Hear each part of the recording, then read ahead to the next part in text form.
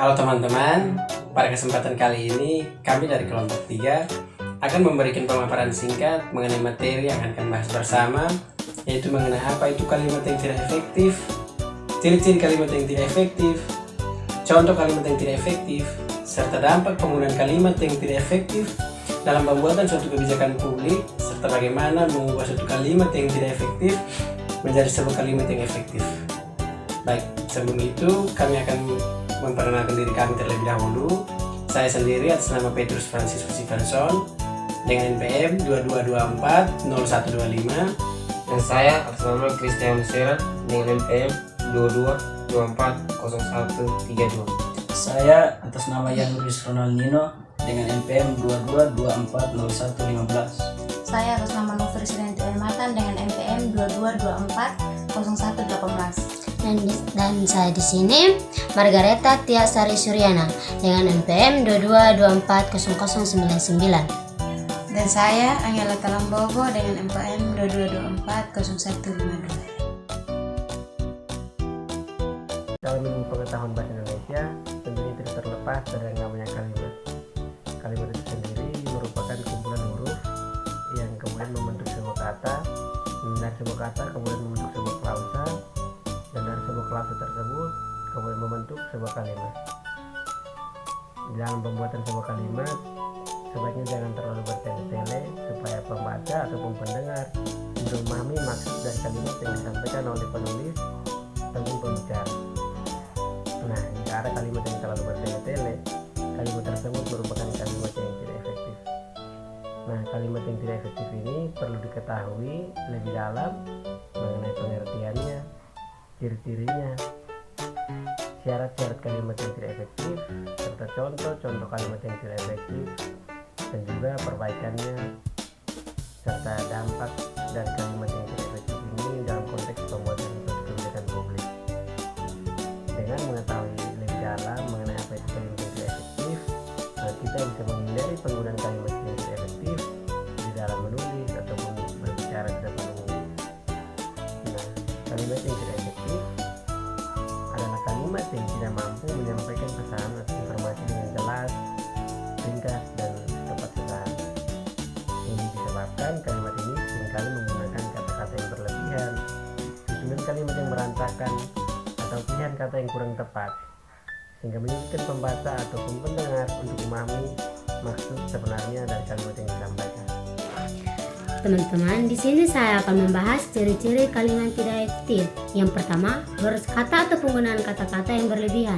Yang kedua, kata tidak perlu atau seperti pribadi pada saya pribadi. Yang ketiga, penggunaan kata atau misalnya masing-masing atau sendiri-sendiri. Yang keempat, struktur tidak jelas atau subjek, predikat, objek dan tidak lengkap. Yang kelima, penggunaan kata tidak tepat atau tidak logis. Yang keenam, tidak mengikuti kaidah ejaan atau kata bahasa yang baku.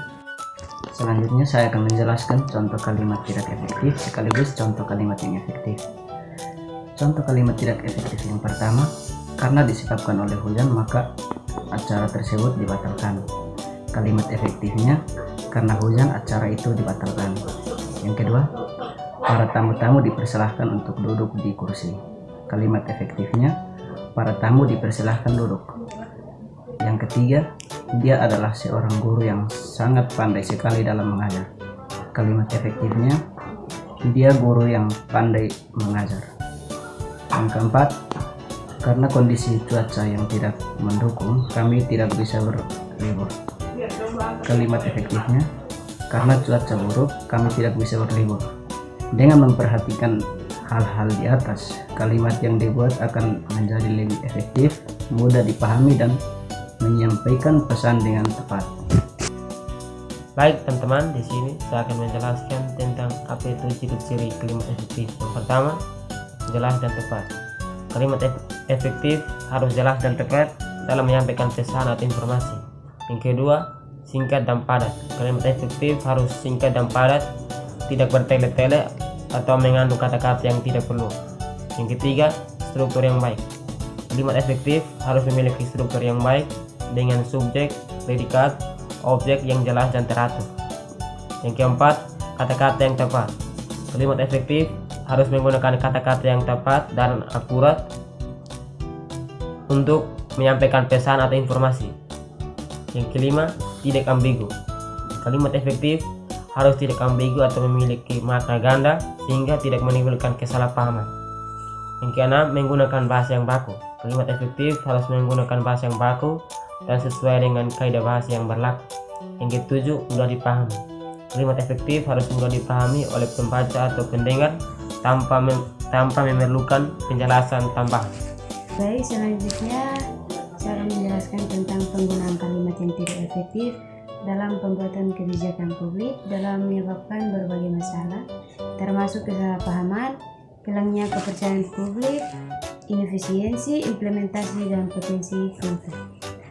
Kalimat yang tidak jelas, ambigu, atau terlalu bertele-tele dapat membuat masyarakat kesulitan memahami kebijakan sehingga sulit untuk diimplementasi dan diikuti. Dampak penggunaan kalimat tidak efektif. Yang pertama, kesalahpahaman. Kalimat yang tidak efektif dapat memiliki makna ganda atau tidak jelas sehingga menyebabkan kesalahpahaman di antara pembuatan kebijakan, pelaksanaan, dan masyarakat yang terkena dampak. Yang kedua, hilangnya kepercayaan publik. Jika kebijakan yang diumumkan tidak jelas atau sulit dipahami, masyarakat mungkin kehilangan kepercayaan pada pemerintahan dan proses pembuatan kebijakan. Yang ketiga, inefisiensi implementasi. Kebijakan yang rumit dan tidak jelas akan sulit diimplementasi karena pelaksanaan lapangan mungkin tidak memahami infrastruktur dengan benar, atau masyarakat mungkin tidak tahu bagaimana cara mengikuti kebijakan tersebut. Yang keempat, potensi konflik. Kalimat yang tidak adil atau memihak kelompok tertentu dapat memicu konflik sosial dan polaris dalam masyarakat. Yang kelima, proses pemborosan sumber daya. Proses pembuatan kebijakan yang tidak efektif dapat menyebabkan pemborosan waktu, energi, dan sumber daya karena kesalahpahaman dalam pemahaman dan implementasi. Selanjutnya adalah contoh. Contoh yang pertama itu adalah dari kalimat ambigu. Tidak efektifnya itu adalah peningkatan kesejahteraan masyarakat akan dilakukan melalui program-program yang terpadu.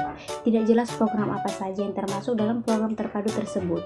Yang efektif, peningkatan kesejahteraan masyarakat akan dilakukan melalui program-program berikut. Yang pertama, bantuan sosial, pelatihan keterampilan, dan pengembangan usaha mikro. Contoh yang kedua dari kalimat bertele-tele.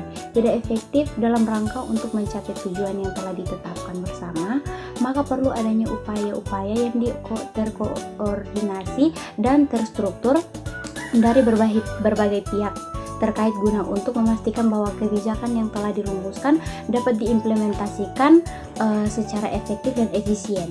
Yang efektifnya itu untuk memastikan implementasi kebijakan yang efektif diperlukan koordinasi antar instansi terkait. Contoh ketiga dari kalimat yang tidak spesifik, tidak efektifnya itu pemerintah daerah akan memberikan perhatian khusus terhadap sektor-sektor yang membutuhkan, sektor yang mana yang membutuhkan tidak jelas. Efektifnya itu pemerintah daerah akan memberikan perhatian khusus pada sektor pendidikan dan kesehatan. Dengan menggunakan kalimat yang efektif, jelas, dan spesifik, proses pembuatan kebijakan publik dapat berjalan lebih lancar, efektif, dan diterima oleh masyarakat.